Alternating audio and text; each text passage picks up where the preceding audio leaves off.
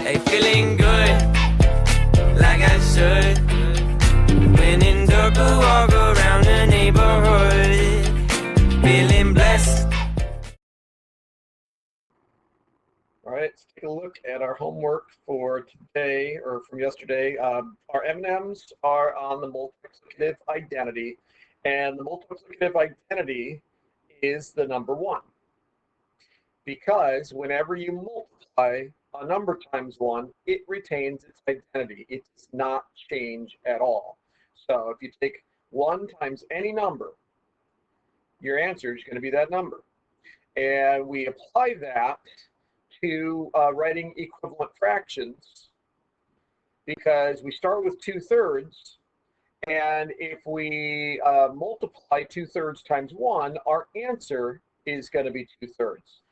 But what we're doing here is we're changing our value of 1.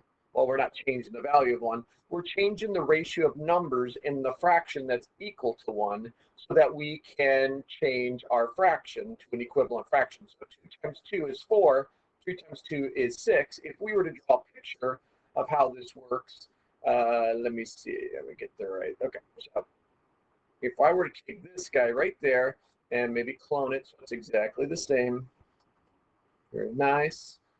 Okay, and then I broke this up into 3 equal parts.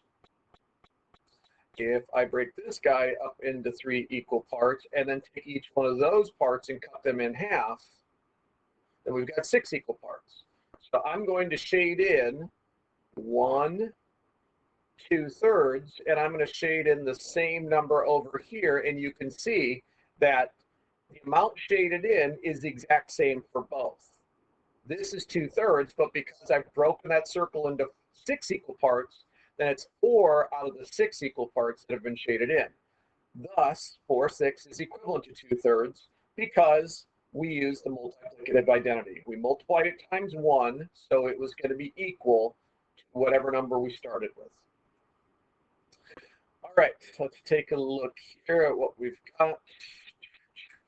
In problem 95, Lila wrote 10/25 as 4 over 100 and represented it with a picture at the right. Okay, so here's 1, 2, 3, 4, 5, 6, 7, 8, 9, 10. That is 10 out of 25.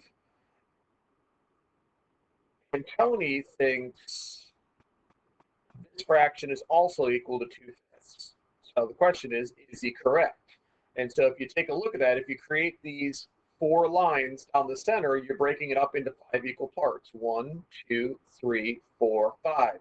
And of those 5 equal parts, 2 of the 5 have been shaded in. So I would agree that 2/5 is equivalent to both 10/25 and 40/100.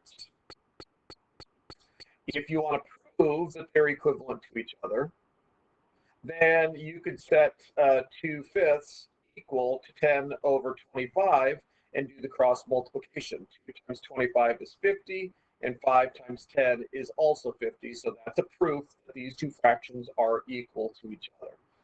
So how can Tony write an equivalent fraction using tenths? What is that is what fraction in the form of a number over 10 can be represented with the diagram above? Okay, well, if you've got 2/5 and you want to change that so it has 10 in the denominator, then what's your giant 1 going to be?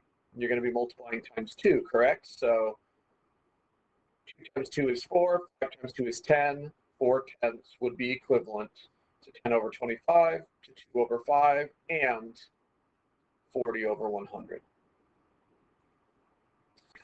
Zaria, let me do this.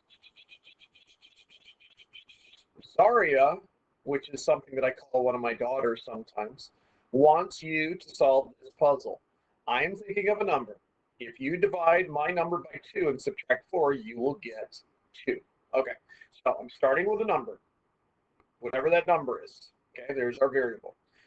I'm going to divide it by 2 and then subtract 4, you will get 2. So the first question I'm going to ask is, what does this have to be? Something divided by 4 is, something minus 4 is equal to 2. Doesn't that mean that something has to be that the n over 2 must be equal to 6, since 6 minus 4 is 2? And now you're going to take some number and you're going to divide it by 2 to get 6 for an answer. So what number, when you cut it in half, is equal to 6? Well, that number is 12. So the number must have been 12 to begin with. Now let's check it. Take the number 12, divide it by 2, you get 6 for an answer. Then you take your 6 and you subtract away 4, and you get 2 for an answer, and that's what you're supposed to get. So that proves that n, the original number for Zaria, was 12. And now rewriting each fraction below as an equivalent fraction and as a percent. So the equivalent fraction could be a simplified version or just another version.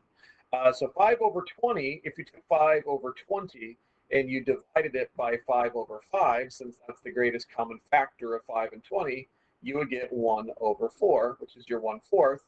And if you wanted to take 5 over 20 and convert it to a percent, you'd need to change it to a fraction with 100 in the denominator. So we would want to multiply it times 5 over 5 to give us 25. So that's 25%, 25 hundredths.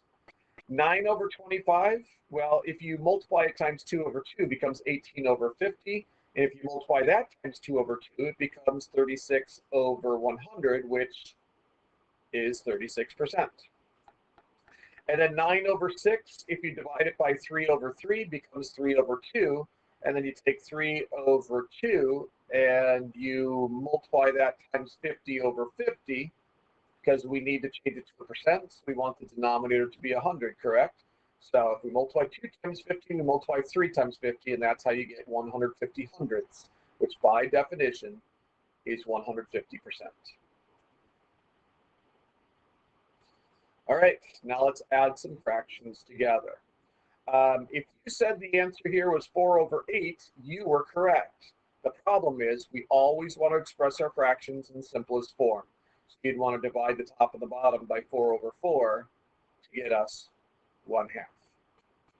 Here we need a common denominator, and 5 and 4, when you multiply them together, give us 20, and that turns out is the least common multiple of 5 and 4. So I'm just going to multiply 4 times 4, which is 16, 5 times 3, which is 15, and then 5 times 4 was 20. So these two are equivalent fractions to the original two, and now we can add them together because they have the same denominator, which gives us 31 over 20. Now, if you had rewritten this as 1 and 11/20, that is okay too. Either one, I'll accept either one as the answer. It did not tell us specifically to write our answer as a mixed number, so I'm okay with you leaving it as an improper fraction. And here, same thing. Our common denominator is going to be the product of our two denominators. So I'm going to have to multiply 6 over 7 times 5 over 5. So 5 times 6 and 5 times 7. And then the 2/5 times 7 over 7. So 7 times 2 and 7 times 5. 30 minus 14 is 16. That fraction is in simplest form. So we're done. And now for the last problem.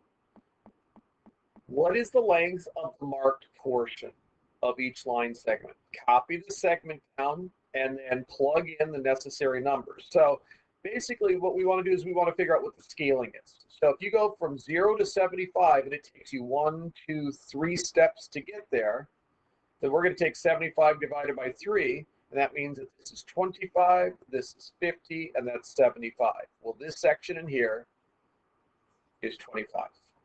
Here you're taking 1, 2, 3, 4, 5 steps to get there. So 75 divided by 5 is equal to 15. So this would be 15, this would be 30, this would be 45, this would be 60, and that's 75. Well, 3 of those sections is 45. The most common wrong answer here is 40. Here's why. We have to start by figuring out what is our counting sequence. We're going 5 steps to get to 50. So that means that each step is equal to 10. So this is 10, this is 20, this is 30, this is 40, right? The problem is we're not going from 0 to 40, we're going from 10 to 40. So you've got 3 sections of 10. Go ahead and make that correction if you made that mistake. It's a very, very common mistake for students to make. I wouldn't be surprised if you actually copied it down where you thought you were supposed to cover all 4 of them instead of just those 3. That's a very common problem. And I will tell you this, one of the reasons why it's so important to copy down the problem and show your work is because a lot of times students copy the problem down wrong. But when I'm grading your work and I see you've got the problem copied down wrong, but you did the math correctly, I can still justify giving you points even though you've got a wrong answer. Because I'm not grading you on your on the specific answer, I'm grading you on showing me a process that you understand the concept. And the fact that you copied the problem down wrong, but you got that problem correct, should be worth points as far as I'm concerned. So one more reason why you should always copy the problem down and show all of your work, so that if there was ever anything in that work that I could use to justify giving you more points, then I can do that. Okay?